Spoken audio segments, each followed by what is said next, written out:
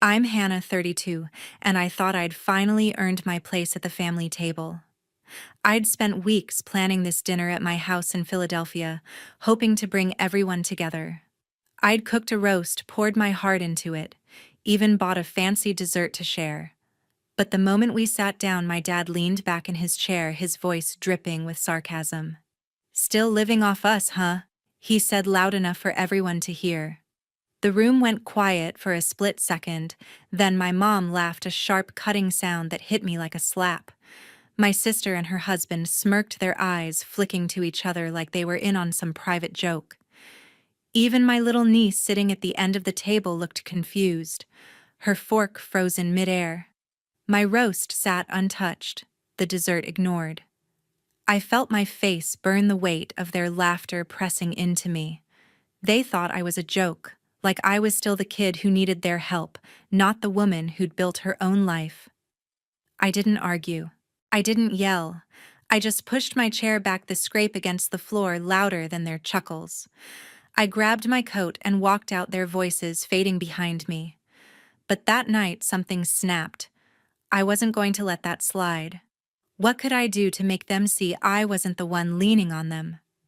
Before we go on, let me know what time it is and what city you're watching from. I read every comment, and it truly means a lot to see how far my story reaches. Don't blink. You won't believe what happened next. I've always prided myself on standing on my own 2 feet. I'm a graphic designer in Philadelphia running my own freelance business. It's not glamorous, but it pays the bills, good ones too. I've got a condo in Center City, a sleek 2-bedroom I bought 3 years ago with my own savings. It's worth a lot, and renting it out at market price could easily pull in $2,800 a month. But I don't rent it to strangers. I let my family stay there. My dad, my mom, my sister, her husband, and their 6-year-old daughter for just $600 a month. I thought I was doing them a favor, keeping the family close, helping them out. Turns out that was my first mistake. My family's always had a way of making me feel like I'm less than them. Growing up, my sister was the golden child.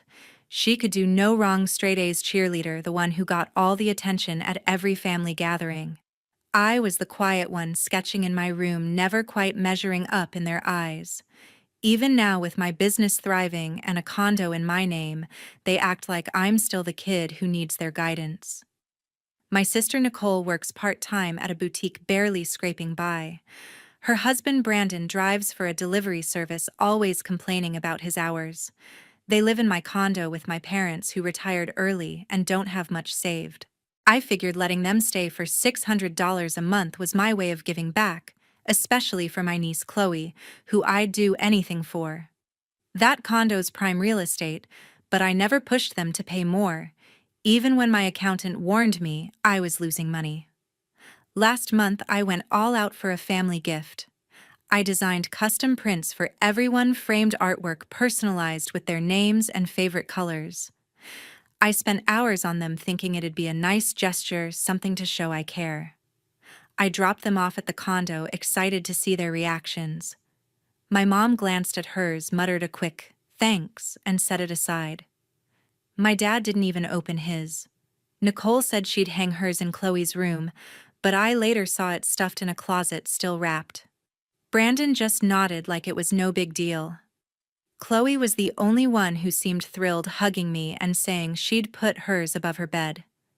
That moment with her was the only thing that kept me from losing it right there. But it wasn't just the gift. It's the way they treat me, like I owe them something. Nicole's always dropping hints about how tough things are, how they need a break. My dad chimes in saying I should be grateful for all they've done for me, like paying for my art classes back in high school. My mom stays quiet most of the time, but when she does speak, it's to praise Nicole, her job, her parenting, her everything. Meanwhile, I'm busting my tail, working late nights to keep my clients happy, and they act like I'm just coasting through life. I started wondering if they even saw me as an equal, or if I was just the family ATM. It's not like I haven't tried to talk to them. A few weeks ago, I brought up the condo over coffee with Nicole. I mentioned the market rate just to gauge her reaction, maybe nudge her to appreciate what I was doing. She laughed it off, said I was lucky to have family willing to stay in my fancy place. Brandon overheard and made a snide comment about how I'd never survive without their support. Support, I'm the one footing the bill for their life in Center City. I let it slide, told myself it wasn't worth the fight. But deep down, I knew something was off. They weren't grateful, they were entitled. I started paying closer attention. Little things added up. Nicole would post about her perfect life online, showing off the condo like it was hers. She'd tag designer brands, acting like she could afford them when I knew she was barely paying her share of the rent. My dad would call to ask for a little extra for repairs, but I'd find out later the condo was fine, they just wanted cash. My mom never backed me up, always siding with Nicole like I was the one asking for too much. It was like they thought I owed them that condo, that I was supposed to keep handing over my hard-earned money because we're family. I confided in my boyfriend Tyler about it one night. He's 33, a marketing consultant who's always had my back. We've been together 2 years and he's seen how my family treats me. He didn't sugarcoat it. Hannah, he said, they're taking advantage of you. You're not their landlord, you're their bank. His words hit hard.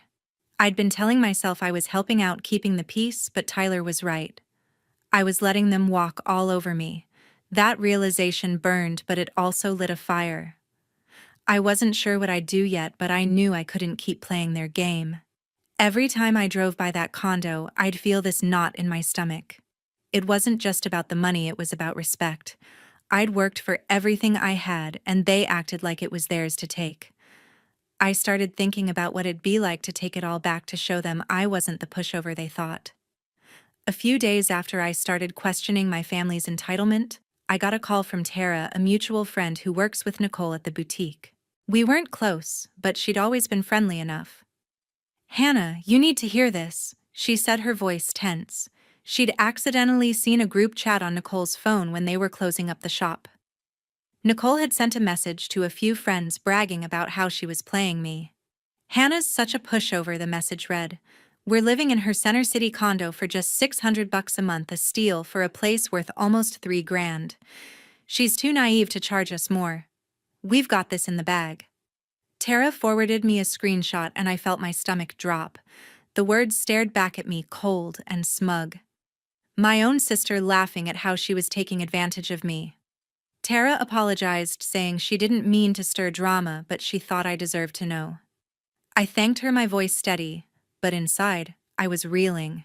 Naive, a pushover. I'd been giving them a deal that saved them thousands every year, thinking I was helping family. Nicole's message wasn't just a betrayal, it was a slap in the face. She didn't see me as her sister. She saw me as a mark. I sat on my couch staring at the screenshot, my anger building with every reread. My dad's lectures about gratitude, my mom's silence, Brandon's snide comments, they all clicked into place. They weren't struggling family members, they were users, and I'd been blind to it. I pulled up my condo's financials that night. Market rent in Center City was $2,800 a month, over 4 times what they were paying. I'd been covering taxes, maintenance, even some utilities, all because I thought it was the right thing to do. But Nicole's words, "We've got this in the bag," changed everything. I wasn't their safety net, I was their cash cow. I decided right then, no more. They'd pay what the condo was worth, or they'd find somewhere else. I wasn't going to let them play me anymore. The next evening, I called them to the condo for a meeting. Nicole, Brandon. My dad and my mom sat on the couch looking annoyed, like I was wasting their time. Chloe was at a friend's house, which was probably for the best. I didn't beat around the bush. "The rent's going up," I said, my voice firm. "Starting next month, it's $2,800. That's what the market demands.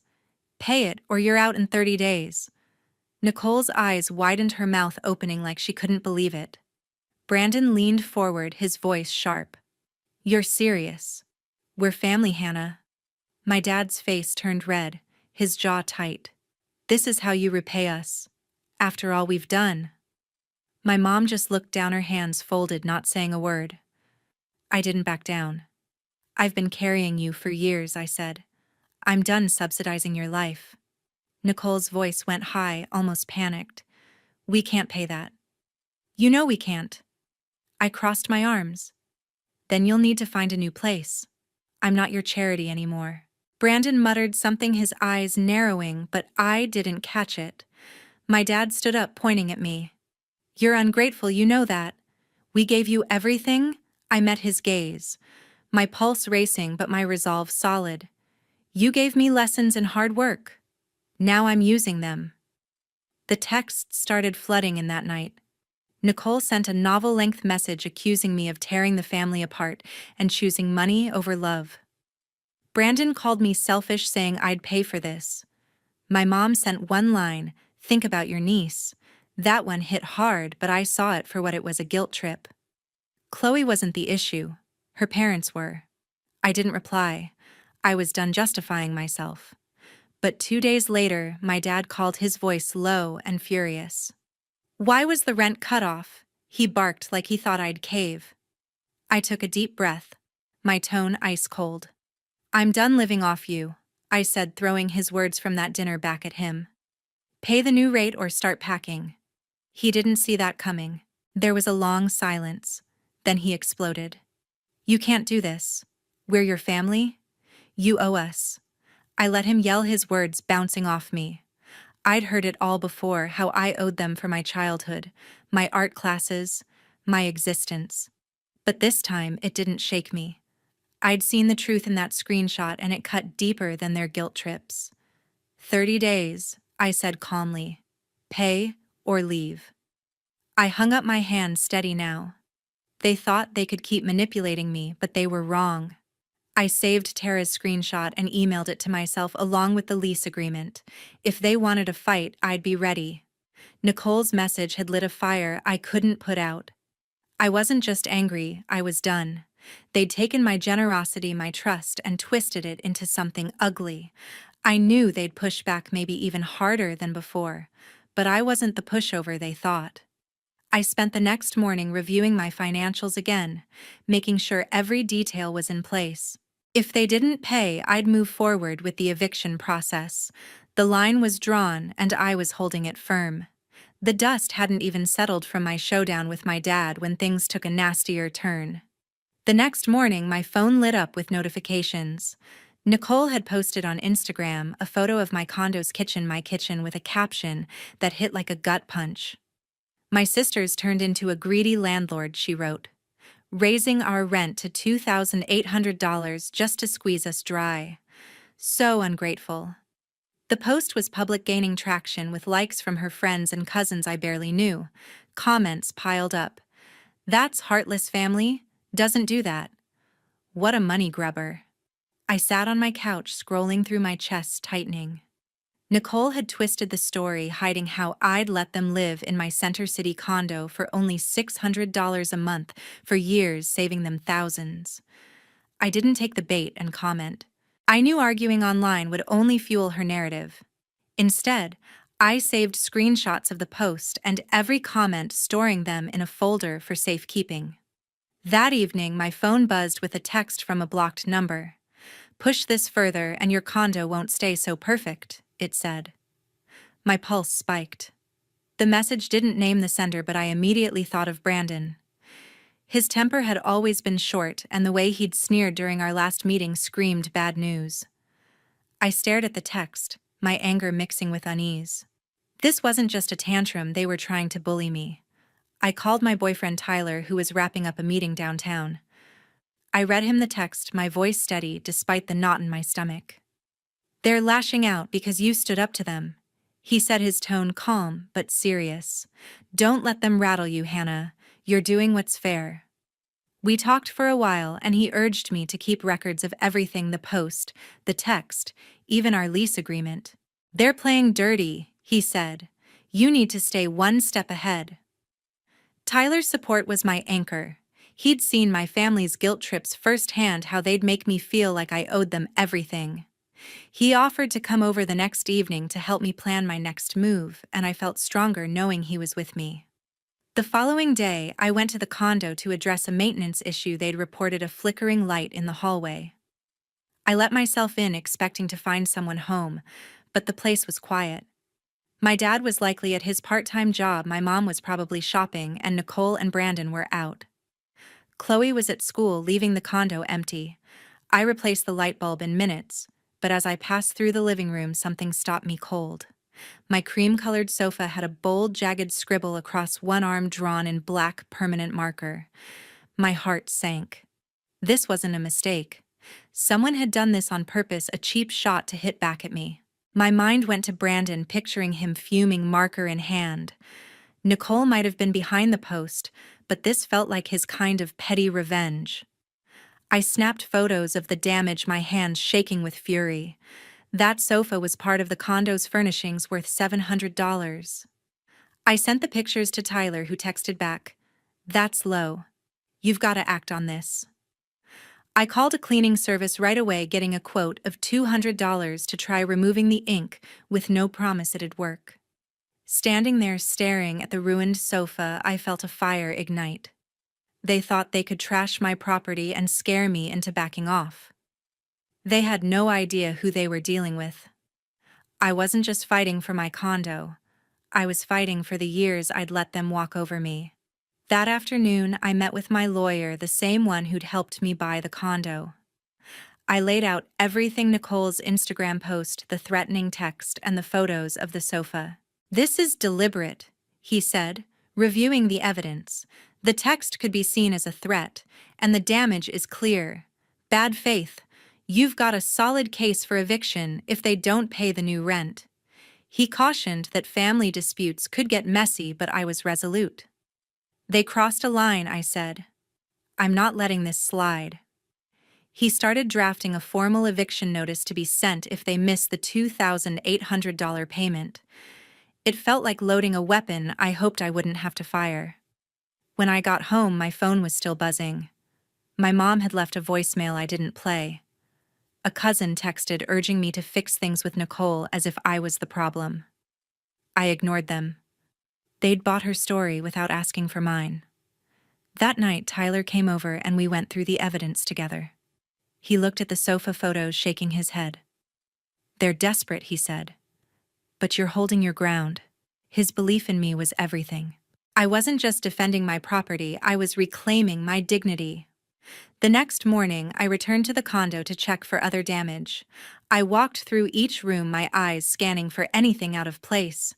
In Chloe's room, I found a small crayon drawing on her desk, a stick figure family under a rainbow. It tugged at my heart, reminding me she was caught in this mess. I folded it carefully and slipped it into my bag. Then, I locked the condo and called my lawyer to finalize the eviction notice. They had 30 days to pay or get out, and I was ready to follow through. The deadline came faster than I expected. On day 29, I got a curt email from Nicole saying they couldn't afford the new rent and were moving out. No apology, no acknowledgement of the years I'd subsidized them, just a cold confirmation they'd be gone by the end of the week. I felt a mix of relief and dread. Relief that I was finally taking control, dread for what they might leave behind. I drove to the condo on the morning they were supposed to move out.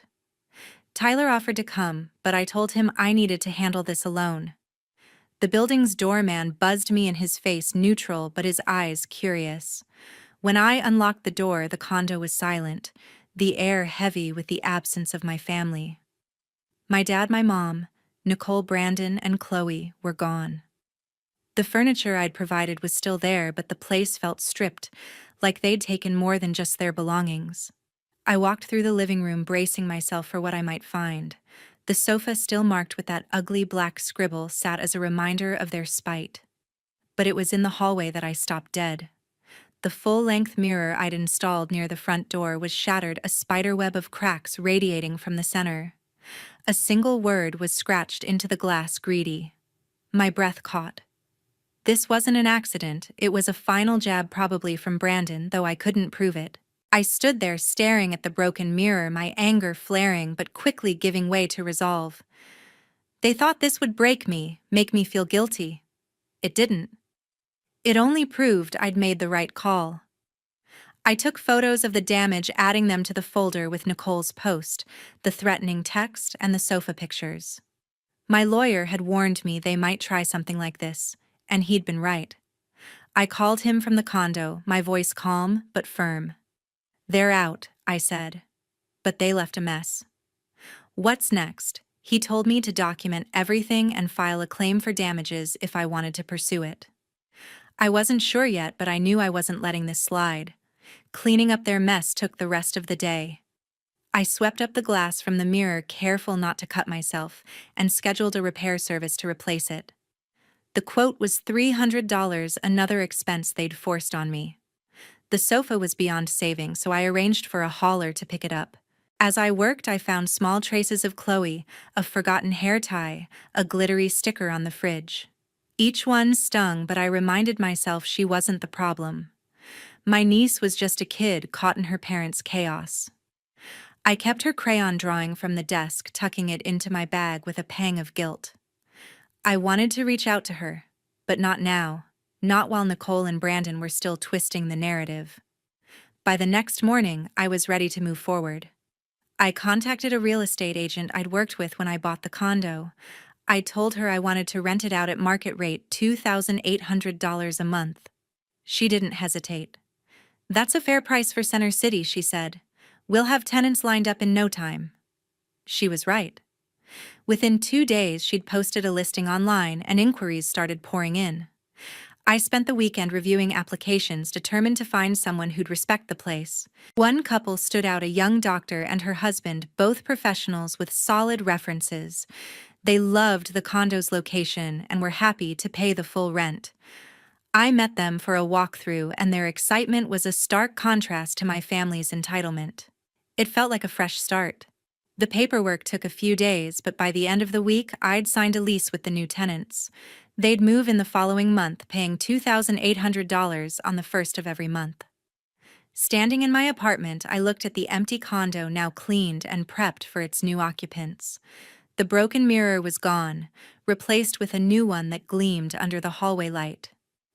The sofa was hauled away, and I'd ordered a replacement, though I'd let the tenants choose their own if they wanted. For the first time in years, the condo felt like it was mine again, not a burden I was carrying for my family. I called Tyler that night to tell him the news. "You did it," he said, his voice warm with pride. "You took back what's yours." We talked about the future, our future, and how this was just one step toward building something new. He'd been my rock through all of this, and I knew he'd be there for what came next. I hung up feeling lighter than I had in months. The weight of my family's expectations was gone, replaced by a quiet confidence. Before I left the condo, I walked through one last time, checking every corner. In the kitchen, I found a small note tucked under a magnet on the fridge. It was in Chloe's handwriting, wobbly but clear. "I'm sorry, Aunt Hannah." My throat tightened. I folded the note and put it with her drawing. I didn't know how I'd navigate things with her, but I'd figure it out later. For now, I locked the door behind me and headed to my lawyer's office to drop off the damage photos. With the condo leased to new tenants, I felt like I could finally breathe again. The chaos my family left behind, the broken mirror, the scribbled sofa, the accusations, was fading into the background.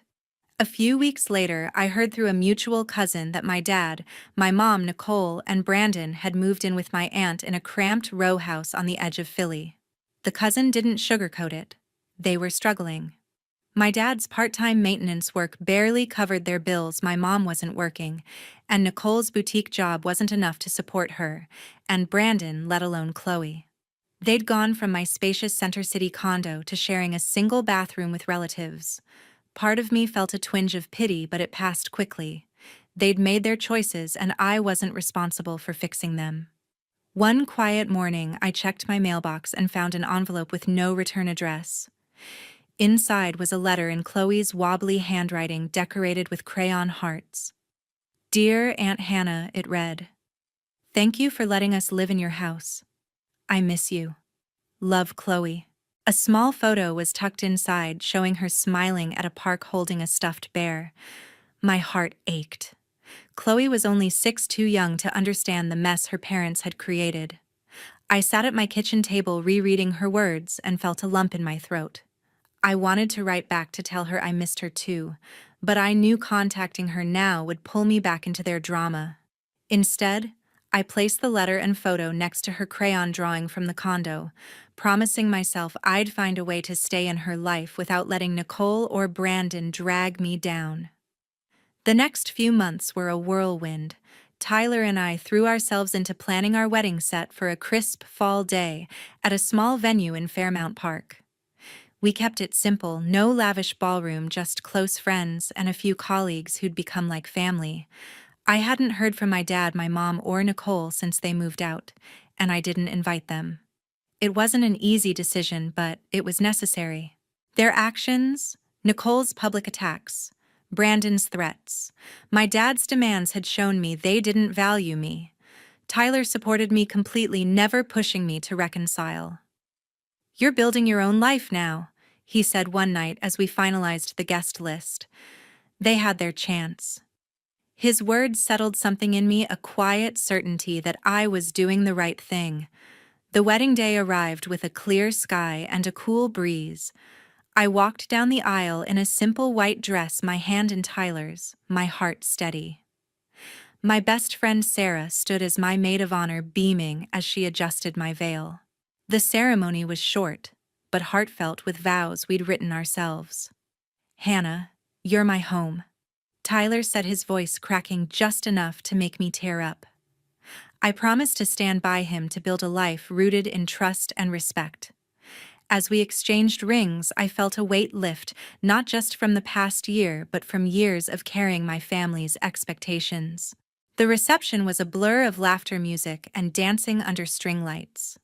Sarah gave a toast, joking about my knack for sketching through stress, and our friends cheered. For the first time in a long time, I felt surrounded by people who saw me for me.